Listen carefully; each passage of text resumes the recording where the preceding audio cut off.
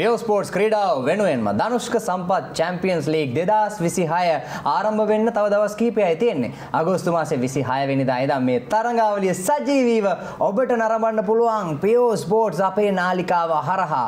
අද දවසේදී මාත් එක්ක මැදිරියට එකතු වෙලා ඉන්නේ ඉන්ෆිනිටි මෝදනා ඉටලි මේ කණ්ඩායම නියෝජනය කරමින් නියෝජ්‍ය කළමනාකාරිනිය සහ නායකයා. දැන් අපි එහෙනම් කතා කරමු කණ්ඩායම ගැන. මේ කණ්ඩායම පිටිපස්සේ තියෙන රසකතා අපි ටිකක් ඇහුවානේ. දැන් let's talk business. දැන් සීරියස් දේවල් අපි කතා කරන්නේ. මෙවර තරඟාවලියට මොන වගේ සූදානමකින්ද මේ කණ්ඩායම ඉතාලියෙන් බලාපොරොත්තු පොදි බැඳගෙන ඉන්නේ? මුලින්ම කියන්න ඕනේ මේ ෆස්ට් ටයිම් එක අපි මේ දැන් ලංකාවේ කියන්නේ මම ලංකාවේ සෙල්ලම් කරලා තිබ්බට මේ වගේ ප්‍රබල ටූර්නමන්ට් එකක් සෙල්ලම් කරන්න හැම වෙන පළවෙනි අවස්ථාව. අන්තිමට කොයි අවුරුද්දේ සෙල්ලම් කරේ සමා වෙන්න බාධා කිරීමට? ඒ කියන්නේ අපි එනවා ඒ කියන්නේ වැකේෂන් එකක් ආපුවාම ඇවිල්ලා කාත් එක්ක හරි කියන්නේ මගේ යාළුවෝ හරි නැත්තම් අපි එහෙම ජොයින්ට් වෙලා සෙල්ලම් කරාට අර කන්ටිනියු සෙල්ලම් කරන්න දෙන්නේ නැහැ. මොකද මාසෙකට නැත්තම් එකමාරකට වැකේෂන් එකක් එන්නේ. අවුරුද්දකට සැරයක්. ඔව් අවුරුද්දකට සැරයක් හෝ දෙකකට සැරයක්. ලංකාවේ කන්ඩිෂන්ස් අලුත් නැහැ නේද? පුරුදුයිනේ. පුරුදුයි. හරි. එතකොට දැන් මේ පාර තමයි මේ වගේ ප්‍රබලම මේ කියන්නේ ප්‍රබල අති ප්‍රබලම දෙයක් නේ මේක. අනිවාර්යෙන් DS27 තරඟ මාලාව අනිවාර්යෙන් ඒක කියන්න ඕනේ. අය කතා දෙකක් නැහැ. ඒකට සම කරන්න මම නම් හිතන්නේ නැහැ ආපහු ටූර්නමන්ට් එකක් කරන්න කාටවත් ලැබෙයි කියලා. ඉතින් ඇත්තටම කියනවා අපිත් වාසනාවක් ඒක. මමත් මාර විදියට try කරා මේකට join වෙන්න එන කට්ටක් කෑවා. මොකද මේ අනිවාර්යෙන් අපිට chance එකක් දෙනවා සංජුයි ධනුෂ්කයි. ඉතින් මේ හරි ආසාවෙන් ඉන්නේ. උපරිම දෙයක් කරන්න බලාපොරොත්තු වෙන මමයි වගේ ටීම් එකයි. හොඳ ටීම් එකක් ඉන්නවා. මම දන්න විදිහට හොඳ සම්පතියක් ඉන්නවා. බලමු කාටද වාසනාව තියෙන්නේ කියලා ඉතින්. හරි. දැන් ඔය ඔබයි ඔබේ ටීම් එකයි කියලා කිව්වනේ. දැන් 13 දෙනෙක් ඉන්නවා සංචිතේ නේද? ඉතින් දැන් සමහර විට ඔබ හඳුනන්නෙත් නැතුව ඇති සමහර ක්‍රීඩකයින්ව මොකද ඔබ ඉතාලියේ ඉඳන් ළඟදී නේද ආවේ? ඔව් මම ඇවිල්ලා මේ කියන්නේ දැන් ටික දවසක් වෙනවා. ඒ කියන්නේ ලොකු අභියෝගයක් තියෙනවා මේ ක්‍රීඩකයින්ව හඳුනගන්න. අනිවාර්යෙන්. සමහර ක්‍රීඩකයින්ව දැකලවත් නැතුව ඇති? ගොඩක් අය මාත් එක්ක සෙල්ලම් කරපු අය මම දන්න කට්ටිය ගොඩක් ඉන්නවා. හරි. ඒ කියන්නේ අපි කියන නම නෙමෙයිනේ. ඒ කියන්නේ කෙටි නම් තියෙනවානේ. කාඩ් එක දාපුවා තියෙනවා අර කැම්පස් වල වගේ නේද? හරි. එහෙනම් දැන් චුට්ටක් අපි කතා කරමු කවුද ඔය ප්ලේයර්ස්ලා? මේ ප්ලේයර්ස්ලාගෙන් කවුද ඔයා බලාපොරොත්තු වැඩියෙන්ම තියාගෙන ඉන්න ක්‍රීඩකයෝ මේ තරඟාවලියේදී පෙරලියක් කරයි කියලා? පටන් ගමු. පෙරලියක් කරන්න කියන්නේ මම හිතන විදිහට අපේ 13 දෙනාම ගොඩක් හොඳයි දක්ෂයෝ.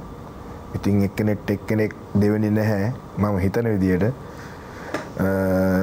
මුලින්ම ගත්තොත් මයුර ප්‍රබෝධ ඉන්නවා. රුවන් සම්පත් ඉන්නවා. පැතුම් තරංග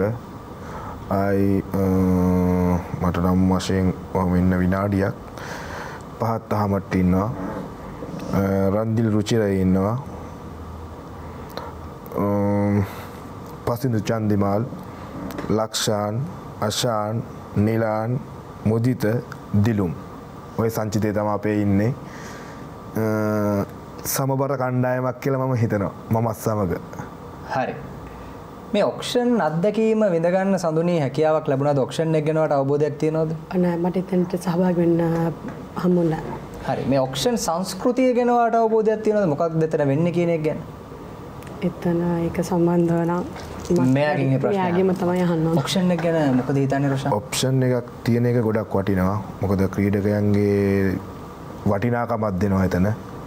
වටිනාකමක් දෙන හින්දා ඉතින් ගොඩක් අමාරු කාර්යයක් එක. මොකද කෙනෙක්ව සල්ලි කියන්නේ අපි ඔප්ෂන් එකෙන් සල්ලි මිලදී ගද්දී අපි සල්ලි ඉතුරු කරගන්න ඕනේ. තව ප්ලේයර්ලා ඒ කියන්නේ 7 දෙනෙක් ගන්න තියෙනවා. එක ප්ලේයර් කෙනෙක් අපි ලොකුවට ගියොත් එහෙම අනිත් ප්ලේස්ලාව ගන්න අපිට නොහැකි වෙනවා. ඉතින් ඒක හින්දා හරියට මොලේ කල්පනා කරලා වැඩේ කරන්න ඕනේ. කවුද ඉතින් ඔය මොලේ කල්පනා කරලා ඒ වැඩේ කරන්න එදා එතෙන්ට ගියේ? මමත් සමග මයුර ප්‍රබෝධ. රයිට්. මොලේ කල්පනා කරලා වැඩේ කරා කියලා හිතනවද? අනිවාර්යෙන්ම.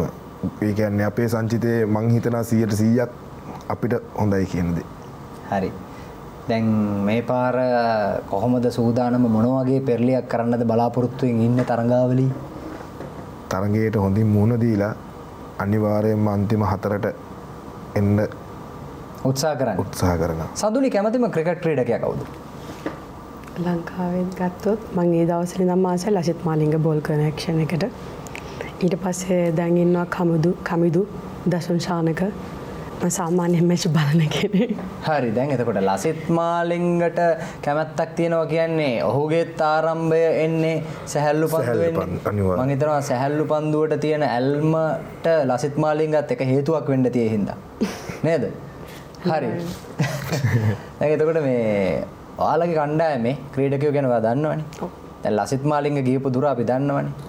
ලසිත් මාලිංග ගිහිල්ලා නැවතුනේ රත්ගමෙන් නැෂනල් ගහලා එතනින් මුම්බයි ඉන්ඩියන්ස් ගහලා ඊට පස්සේ දැන් coach. මම හිතන්නේ බිග් බෑෂ් උත් ගැහුවා ලෝකේ ගහන්න පුළුවන් හැම ලීග් එකක්ම ගැහුවා ගහලා ඉවර වෙලා මේ නතර උනේ නැහැ තාම මුම්බයි ඉන්ඩියන්ස් වල බෝලිංగ్ කෝච් නේ ලංකාවේ ටීම් එකෙත් කෝච් කරනවා ඔයාගේ කණ්ඩායමේ ඒ තරම් දුර යන්න පුළුවන් කියලා ඔයාට දැනෙන ක්‍රීඩකයෝ ඉන්නවද ඉන්නවනම් ඒ කවුද මම දැනගන්න කැමතියි.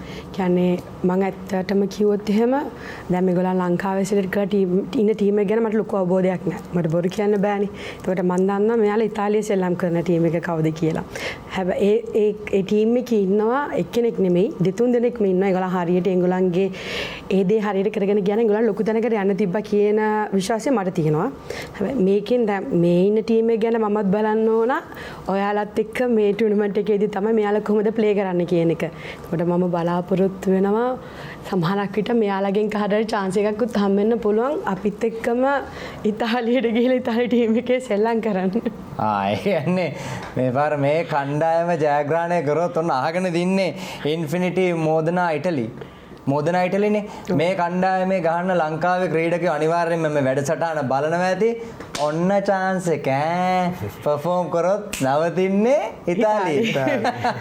අසංකයි ජීවන්තය යනවා කියන්නේ අනිවාර්යෙන්ම ඒගොල්ලන් ඒ දේත් බලනවා කියලා මම හිතනවා. මොකද අපිට එහෙත් දැන් ඉතාලියේත් ලොකු තරඟකාරීත්වයක් තියෙනවා මේ ක්‍රිකට් ගත්තම මාර තරඟකාරීත්වයක් තියෙන්නේ. මේ සමයකට ක්‍රිකට් ටීම් තියෙනවා අයිය මම හිතන්නේ බර සංඛ්‍යාවක් තියෙනවා නේද? ටීම් 70ක් 80ක් තියෙනවා ඉතාලියේ. ඒගොල්ලන් පළාත් මට්ටමින් මේ ටූර්නමන්ට් ඕගනයිස් කරනවා. ඊට පස්සේ එහෙත් ඒ කියන්නේ ලොකු ප්‍රොසෙස් එකක් එහෙත් තියෙනවා අපේ ලංකාවේ කට්ටිය හදාගත්ත මාර ගේමක් තියෙන හේත්. ඒ සඳුනි ඉටලි ජාතිකයෝ ඉන්ට්‍රෙස්ට් නැද්ද සොෆ්ට්බෝල් ක්‍රීඩාවට? ඒක අපි සෙල්ලම් කරනවා දැකලා අපි පිස්සු ඇති කරලානේ තියෙන්නේ නේද? දැන් තමයි චුට්ට එංගලන්ටත් ආශාව මතුවෙන්නේ. මොකද දැන් ඉතාලි ටීම් එකත් මෙදාපාර සෙල්ලම් කරානේ වර්ල්ඩ් කප් එකෙත් එහෙම. ඒතකොට දැන් තමයි පොඩ එන්නේ.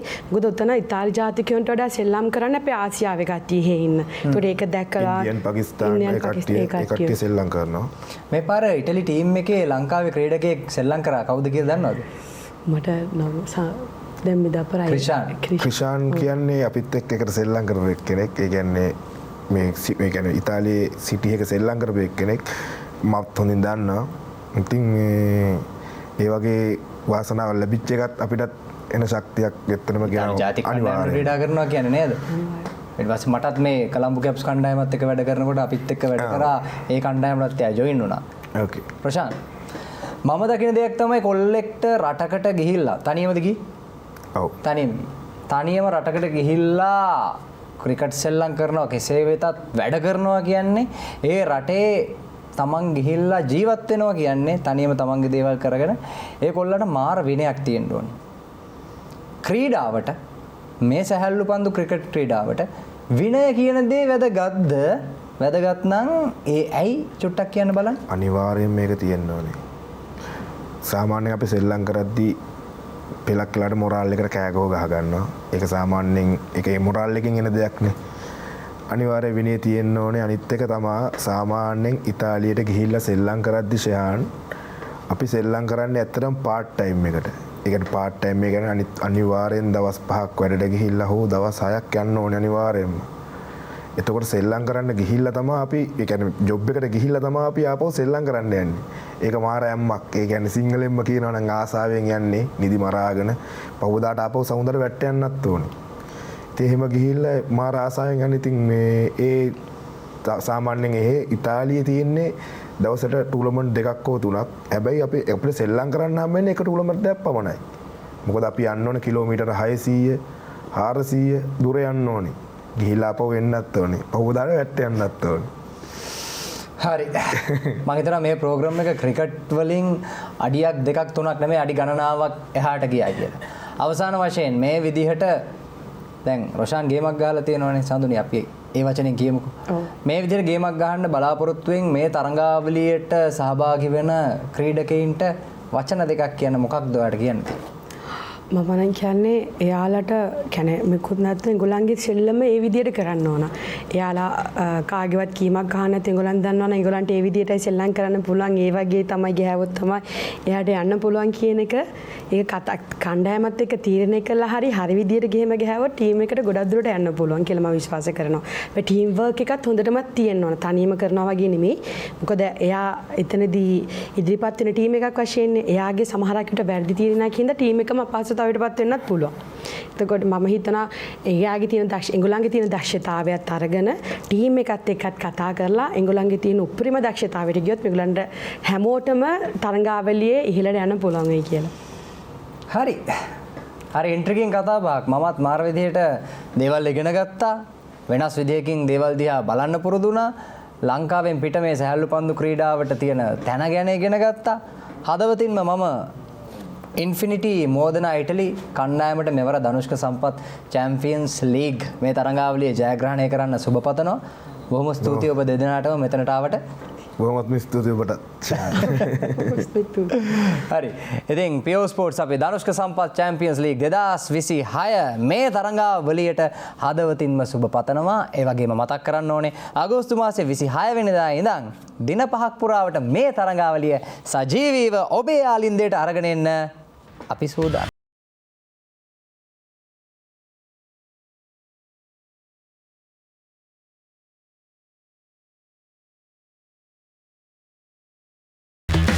Pure Sports Creed of